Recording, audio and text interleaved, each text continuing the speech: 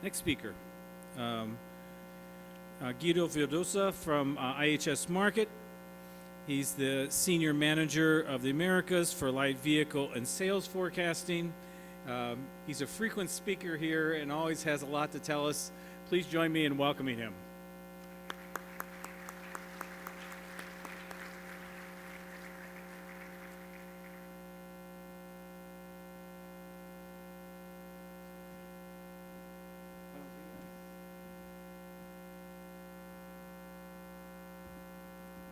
Un placer poderlos saludar nuevamente, poder compartir con ustedes el día de hoy. Trataré de ser lo más breve posible, a pesar de que Bruce no me lo ha pedido. Sobreentiendo de que tengo que alinear un poco el tiempo nuevamente. Entonces, trataré de ser lo más conciso, lo más breve posible, para poder alinear nuevamente la presentación, con lo cual, prepárense, son 25 slides, o sea que esto va a ser un poco violento, ¿no? Hablar un poco, y voy a saltar algunos de los slides que hemos pasado. This isn't working, by the way. I'm trying. Si me ayudan, por favor, con las láminas. Perfecto. Y si me pueden traer un nuevo clicker para que pueda terminar a tiempo, les he de agradecer mucho.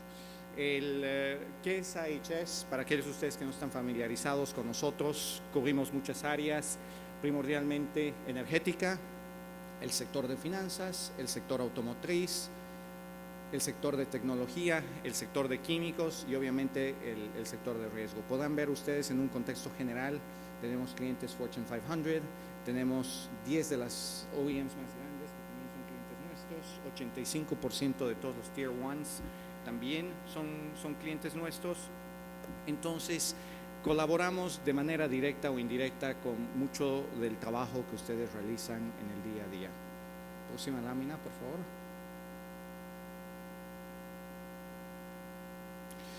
¿Cuáles son las preocupaciones que tenemos en este momento? Obviamente Estados Unidos, la nueva recesión que se presenta, y el mejor indicador es obviamente inflación y las tasas de financiamiento que determinan cómo va a ir el comportamiento de la economía en Estados Unidos.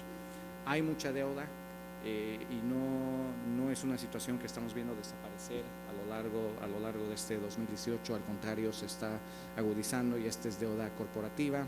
Obviamente tenemos un riesgo por parte de China, el estrés financiero por parte de China. Tenemos un desfase en las economías emergentes y una tendencia hacia una política nacionalista en Europa, menos flexibilidad de política monetaria, etcétera, etcétera. Pero lo más importante acá para resaltar es de que a lo largo de estos últimos años gran parte del crecimiento económico global ha sido llevado adelante a través del comercio. ¿Por qué es relevante esto? Porque obviamente con una tendencia nacionalista, que es la que se presenta en diferentes regiones del mundo, no es exclusivo de Estados Unidos, tenemos Brexit en Europa, tenemos un riesgo a tener una desaceleración a causa de estas medidas.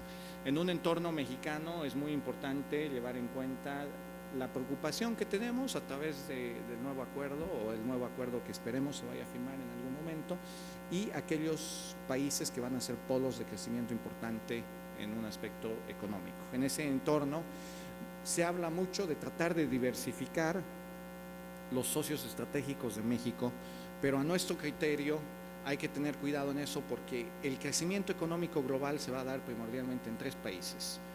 China, que va a representar más que todo un tercio, 15% aproximadamente Estados Unidos, y la India un 10%. Entonces, hablar de entrar a competir en Europa o hablar de entrar a competir en otras regiones es un poco complicado porque eso quiere decir que tenemos que quitarle el negocio a alguien más. Muy importante también para la industria, porque esto representa el costo de materiales, es el comportamiento del precio de barril de petróleo que tenemos. No solamente desde un punto de vista del consumidor, sino también desde un punto de vista de raw materials, porque muchos de los componentes, las resinas que utilizamos está altamente atado al petróleo. Y hemos comenzado el año con una proyección que anticipaba que estaríamos próximos a $70 el barril, $75 el barril. La realidad al día de hoy es totalmente diferente. ¿Por qué tenemos este cambio y por qué ven ustedes esta diferencia entre nuestro pronóstico de marzo y nuestro pronóstico actual? El mayor diferenciador de estos dos pronósticos son las sanciones que actualmente existen en Irán. Entonces, conforme el gobierno americano se retira del acuerdo con Irán, hay mucha presión en el sector petrolero y esto obviamente va a tener repercusiones en el tema de materias primas. También importante en un contexto de exportación entender cuáles van a ser los mercados que van a estar creciendo a mediano plazo. En ese sentido, importantísimo tomar en cuenta de que la región en la cual estamos es una región que no va a crecer más. Los prácticamente poco más de 20 millones de unidades que representa NAFTA entre Estados Unidos, Canadá y México serán las mismas 20 millones de unidades que estaremos viendo de aquí a un periodo no muy distante. ¿Cuáles son las regiones que crecen? Obviamente esto está muy próximo al crecimiento económico global que vamos a ver. China representa casi el 40% del crecimiento de la industria para los próximos 5 a 7 años y la India, ahí en Asia del Sur, representa otro porcentaje importante, con lo cual capturamos más del 50% del crecimiento de la industria en un futuro no muy distante. ¿Cuáles van a ser los body types donde vamos a estar viendo mayor crecimiento? SUVs es donde va a ser más pronunciado y ahí podrán ver ustedes de que hay una serie de OEMs que también van a estar capturando parte de ese volumen. Ustedes dirán, oye, pero ahí estoy viendo de que el Detroit 3 pierde un poco.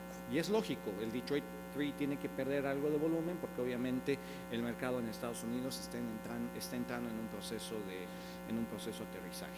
Muy importante también tomar en cuenta de que tenemos políticas de emisiones bastante serias. Si bien Estados Unidos va a suavizar su política de emisiones a partir del año 2021 en adelante, el concepto general de esta lámina representa de que la presión que tenemos como país exportador es entender estas políticas de emisiones y poder abastecer el producto correcto al mercado correcto. En ese sentido, ¿cuál es la evolución de tecnologías desde un punto de vista de motorización que tenemos? Más que todo, el tema del motor tal cual lo conocemos al día de hoy, eventualmente tiene que desaparecer. Gran parte del crecimiento o la tecnología más fácil de implementar es obviamente Start-Stop. Vamos a ver una proliferación de Start-Stop y eso comienza en Europa y se rega al resto del mundo a un costo relativamente barato. Vamos a ver Mild Hybrids, que Mild Hybrids representa aquel vehículo que no puede propulsionarse de manera independiente con su paquete de batería. Después Full Hybrid, que es aquel vehículo que tiene un paquete de batería que sí puede empujar al vehículo en calidad totalmente eléctrica.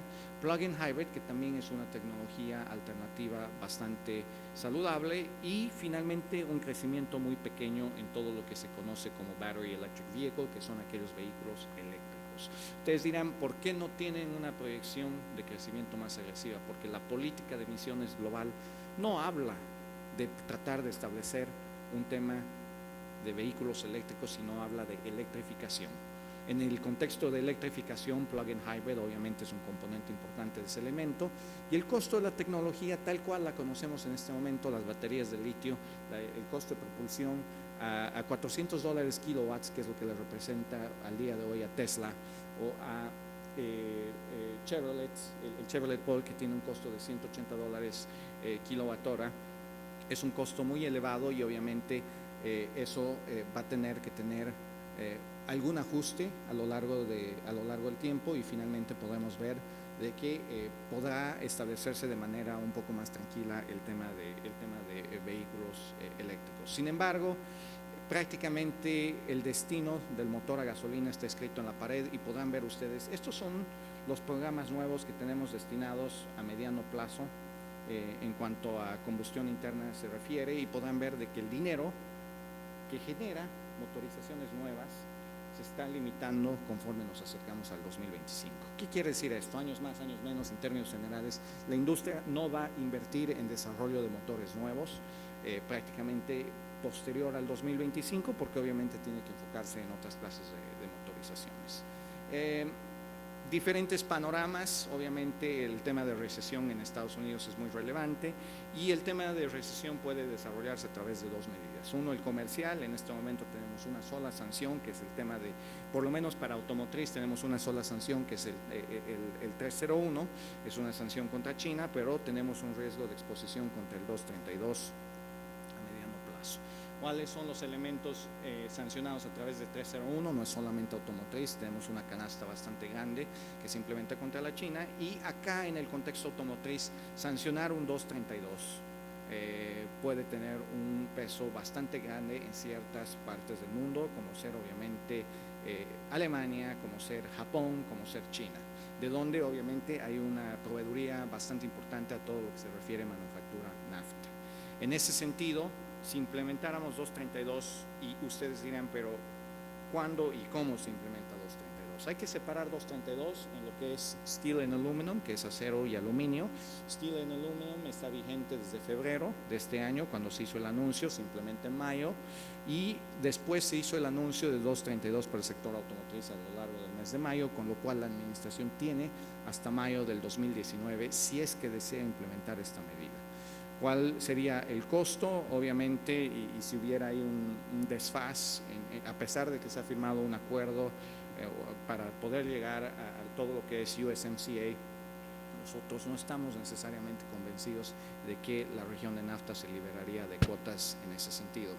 Con eso, importante tomar en cuenta de que si 232 se implementara a todos los vehículos importados en Estados Unidos, veríamos de que la industria se contraería por aproximadamente 2 millones de unidades. Si implementamos el 232 de manera global, liberando a NAFTA de esta sanción tal cual está escrito USMCA en este momento, perderíamos aproximadamente 1 millón de unidades. Si es solamente Europa, estaríamos perdiendo aproximadamente medio millón de unidades.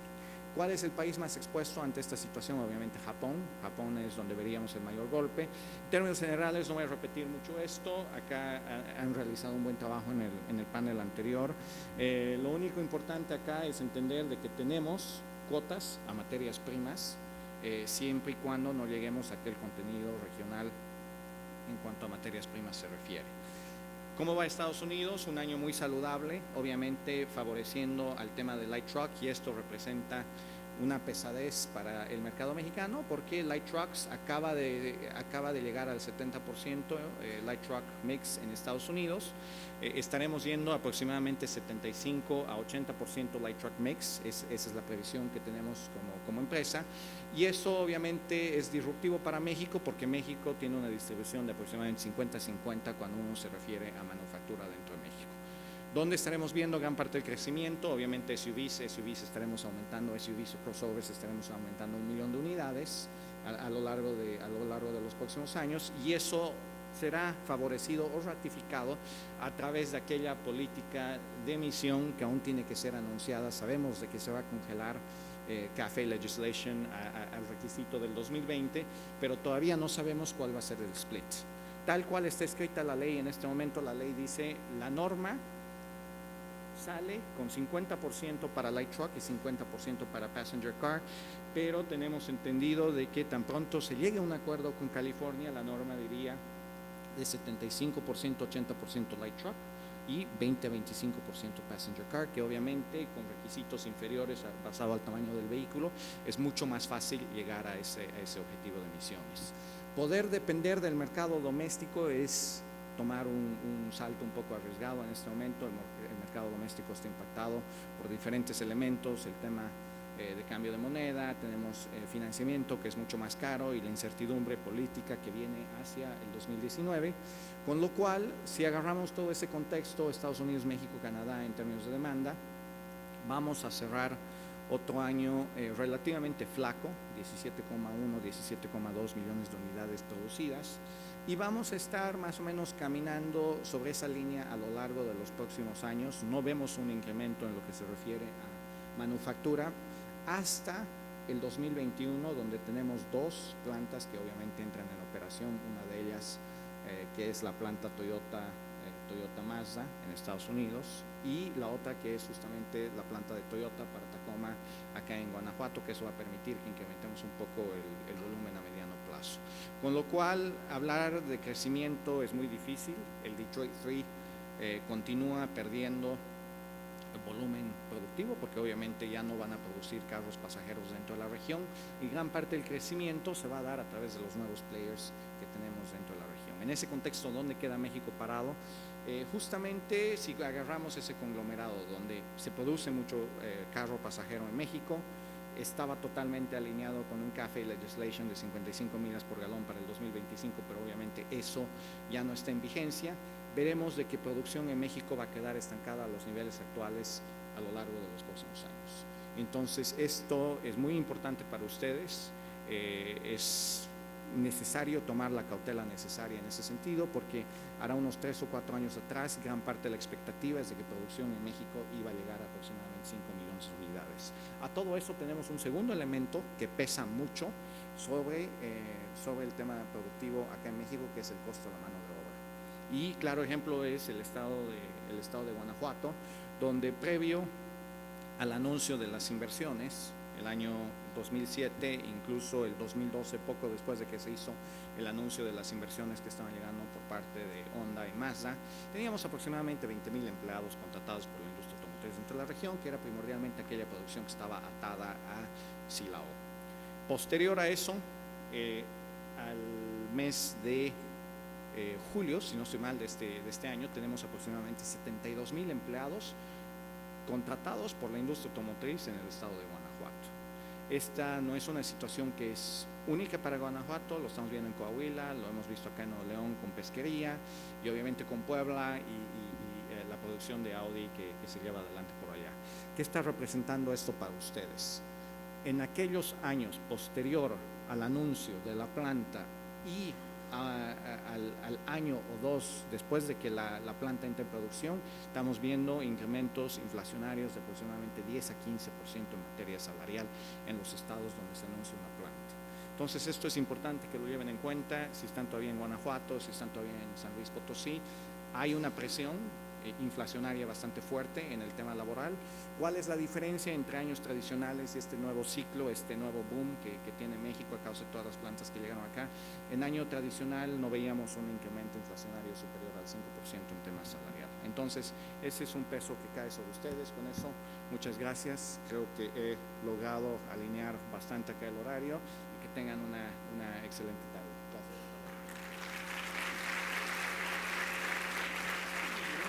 Gracias. We do have time for some questions. One question I wanted to ask you, Guido, was many of speakers have been talking about Mexico production of 5 million. You were not so sure about that. And why was that? So, here, you use this. No, the translators can't Es que no escuchan los intérpretes. Bueno, acá es muy importante tomar en cuenta de que si bien van a haber plantas nuevas en México, tenemos todavía 2 plantas más que tienen que entrar en vigencia, una de ellas BMW, la otra obviamente Toyota, no vemos un incremento en volumen en lo que se refiere a manufactura en México. Esto obedece a que se están produciendo cada vez menos carros pasajeros. Ustedes lo viven muy de cerca con Hermosillo, ustedes lo viven muy de cerca en Aguascalientes con Centra y Versa, y esta tendencia no va a cambiar. Entonces, si toman eso en cuenta, y gran parte de la base de manufactura que tenemos es de carros pasajeros, estamos muy limitados en cuanto al potencial de crecimiento de producción en México, y obviamente ha habido un traspaso de volúmenes por parte de algunos de los players hacia Estados Unidos ante la incertidumbre de lo que ahora es USMCA. Thank you. Other question?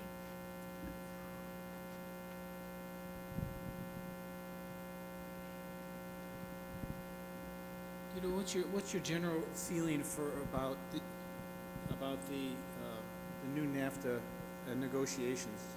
Do you see them playing out based on the way things are right now, or do you think there's more changes that are going to take place?